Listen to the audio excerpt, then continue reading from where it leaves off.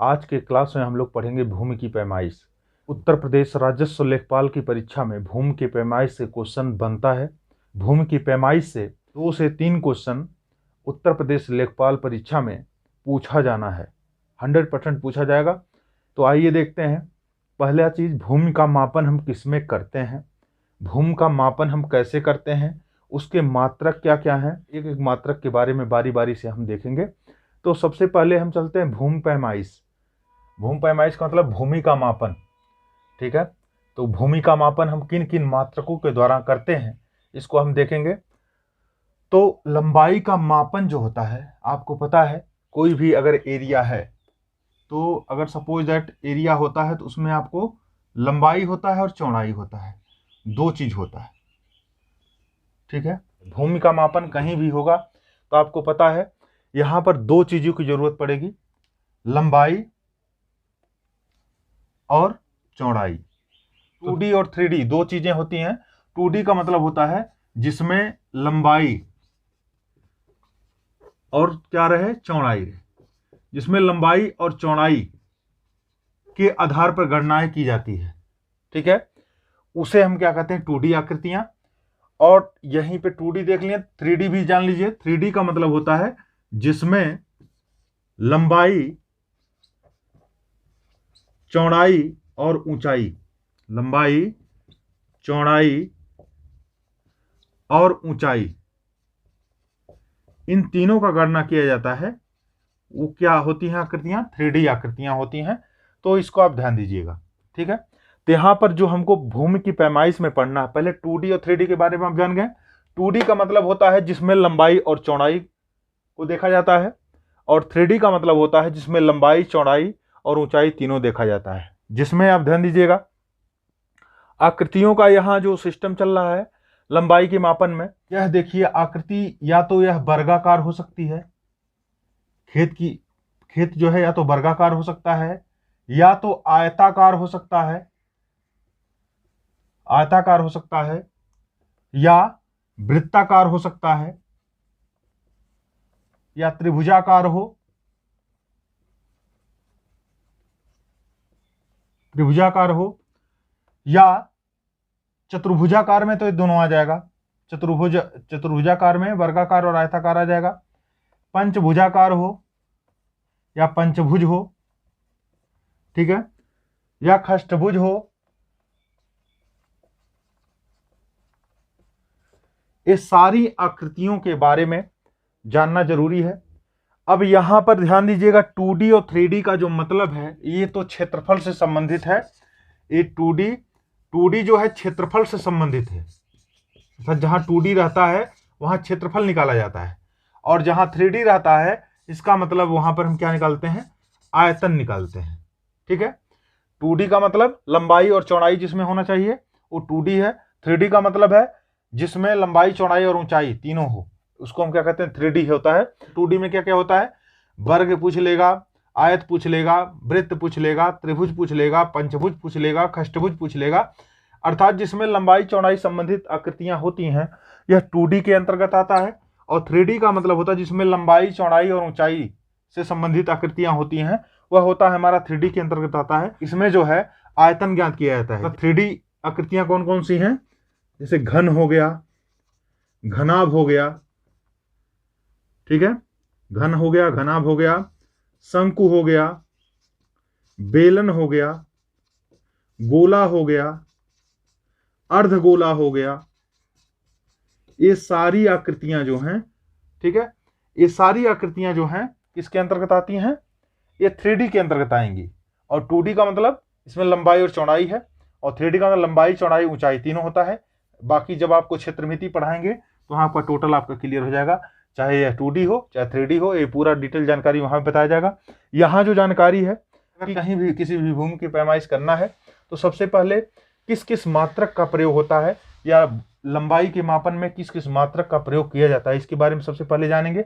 आकृतियां देखिए, चाहे वह वर्गाकार हो, चाहे आयताकार हो, चाहे वृत्ताकार हो, या त्रिभुजाकार हो, या पंचभुजाकार हो, या खष्टभुजाकार हो। तो ध्यान दीजिएगा, इसमें कोई भी आकृति हो, किसी भी प्रकार की आकृति हो, इसका मापन हम भूमि पैमाइश के अंतर्गत करते हैं।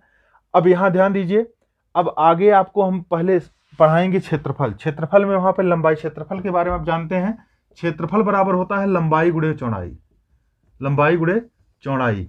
जबकि आयतन बराबर जो होता है, आयतन बराबर होता है लंबाई गुणे चौड़ाई और गुणे ऊंचाई। तो ये तो हो गया आपका क्षेत्रमिति से संबंधित। हालांकि ये इसके बारे में इसलिए बता दे रहे हैं, यहां आपको जो गणना करना है 2D आकृतियों के बारे में गणना करना है, 3D के बारे में गणना नहीं करना है, तो इसलिए इसको बता दिया जा रहा है। हालांकि ये भूमि पैमाइश के अंतर्गत नहीं आएगा, ये टॉपिक आपका क्षेत्रमिति से है, लेकिन आपको इससे परिचित करा देते हैं जिससे आपको आसानी होगी। ठीक है, अब हम चलते हैं, हमारा जो मेन मुद्दा है उस पर चलते हैं कि भूमि पैमाइश अगर की जाती है तो उसमें क्या किया जाता है, क्षेत्रफल देखा जाता है और लंबाई। तो सबसे पहले भूमि पैमाइश अगर कहीं पे करना है तो सबसे पहले हम देखते हैं लंबाई, उसके बाद हम देखते हैं क्षेत्रफल। तो सबसे पहला टॉपिक हमारा जो है लंबाई है, इसलिए लंबाई वाला टॉपिक हम सबसे पहले देखेंगे, इसके बाद हम क्षेत्रफल वाले टॉपिक पे आएंगे। ठीक है, भूमि पैमाइश में सबसे पहला चीज अगर हमको जानना है तो लंबाई का मापन हम किससे करते हैं और लंबाई का मात्रक क्या चीज है। तो सबसे पहला मात्रक, अगर सबसे छोटा मात्रक अगर देखा जाए, मात्रक में जो गणना यहां पर करना है, वैसे तो मात्रक बहुत हैं, डेका है, डीसी है, तो उन सब चीजों के बारे में नहीं पढ़ना है हमको। यहां से जो जरूरत पड़ेगी वह सेंटीमीटर से स्टार्टिंग है यहाँ पे। ठीक है, तो सेंटीमीटर सबसे पहला यहाँ टॉपिक क्या है, सेंटीमीटर है। तो लंबाई का मापन और इसका मात्रक क्या क्या है, तो यहां पर जो भूमि पैमाइश में सबसे छोटे मात्रक की जो जरूरत पड़ेगी वह हमारा है सेंटीमीटर। तो हम जानते हैं सेंटीमीटर क्या चीज है, सेंटीमीटर। अब सेंटीमीटर को शॉर्टकट में आप सेमी भी लिख सकते हैं। ठीक है, शॉर्टकट में सेमी भी लिख सकते हैं, या इसको आप कह सकते हैं सेंटी, इंग्लिश में सेंटीमीटर। ठीक है, तो यहां पर ध्यान देने वाली बात क्या है, तो 1 सेंटीमीटर बराबर होता है 10 मिलीमीटर, अर्थात 1 सेंटी या 1 सेंटीमीटर, सेमी बराबर होता है 10 मिलीमीटर या एमएम,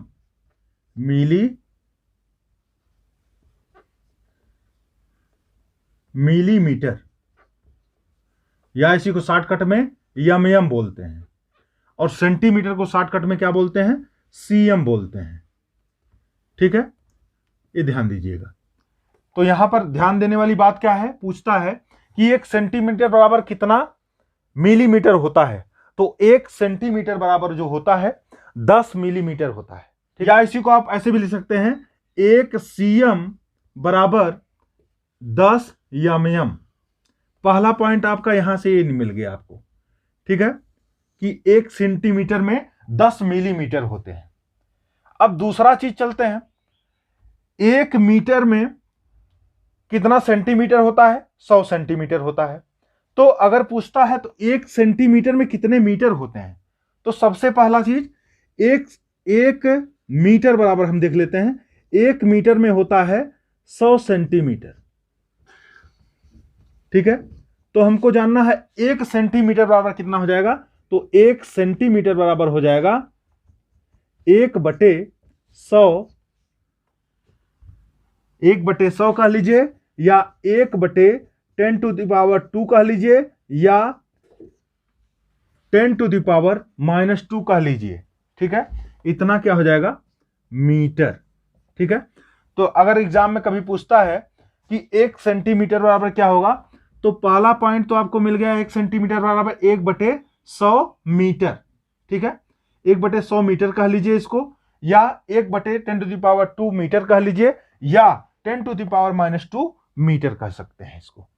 तो यहां पर ये चीज जानने वाली चीज जो मुख्य रूप से यहां पर सेंटीमीटर के बारे में जानना है, तो सबसे पहला चीज जो मुख्य चीज है यही चीज जानना है, 1 सेंटीमीटर बराबर कितना होता है, 10 मिलीमीटर होता है, और 1 मीटर में 100 सेंटीमीटर होता है, आप जानते ही हैं, 1 मीटर बराबर 100 सेंटीमीटर होता है। तो 1 सेंटीमीटर कितना हो जाएगा, 1/100 मीटर, या 1/10⁻² मीटर, या 10⁻⁻² मीटर। चूंकि यह जब ऊपर जाएगा तो घात जो होती है माइनस में हो जाती है, लेकिन यहां जो जानना है 1 सेंटीमीटर बराबर कितना होता है, तो मुख्य रूप से एक चीज याद रखिएगा, 1 सेंटीमीटर बराबर होता है 1/100 मीटर। यह चीज जानना जरूरी है। बाकी आप इन दोनों को नहीं भी जानेंगे तब भी चलेगा, लेकिन यह चीज जानना जरूरी है कि 1 सेंटीमीटर बराबर होता है 10 मिलीमीटर और 1 सेंटीमीटर बराबर होता है 1/100 मीटर। ठीक है, ये दो चीज जानना जरूरी है। और तीसरा पॉइंट आपको 1 मीटर बराबर 100 सेंटीमीटर आपको पता चल गया यहां पे। ठीक है, तो ये तीनों पॉइंट आप ध्यान में रखिएगा, सेंटीमीटर से संबंधित चीजें, ये तीनों पॉइंट आप विशेष तौर पे ध्यान, चूंकि अगर सेंटीमीटर से क्वेश्चन बनेगा तो ये 3 चीज पूछ सकता है। कहने का मतलब 1 सेंटीमीटर बराबर 10 मिलीमीटर होता है, 1 मीटर बराबर 100 सेंटीमीटर होता है और 1 सेंटीमीटर बराबर 1/100 मीटर होता है। ठीक है, एक चीज और ध्यान दीजिएगा, कभी कभी इसी चीज को कंफ्यूज करने के लिए ऐसे भी दे सकता है, या इसको देखिए जैसे 10⁻⁻2 है, या इसको ऐसे भी दे सकता है 0.01 क्या मीटर, ऐसे भी दे सकता है। तो आप कहीं भी कंफ्यूज मत होइएगा, चाहे 1 सेंटीमीटर बराबर 1/100 मीटर दे, 1/100 मीटर दे, या 10⁻2 1/10⁻2 मीटर दे, या 10⁻⁻2 मीटर दे, या 0.01 मीटर दे। आपको कंफ्यूज होने की जरूरत नहीं है, सबका मतलब वही है। लेकिन आप ध्यान दीजिएगा यहां पे जो मुख्य चीज है, 1 सेंटीमीटर पर पूछता है तो 10 मिलीमीटर, 1 मीटर बराबर 100 सेंटीमीटर और 1 सेंटीमीटर बराबर होता है 1/100 मीटर। ये 3 पॉइंट जानना जरूरी है यहां पे। ठीक है, तो पहला टॉपिक या पहला नंबर आपका कंप्लीट हो गया, सेंटीमीटर कंप्लीट हो गया।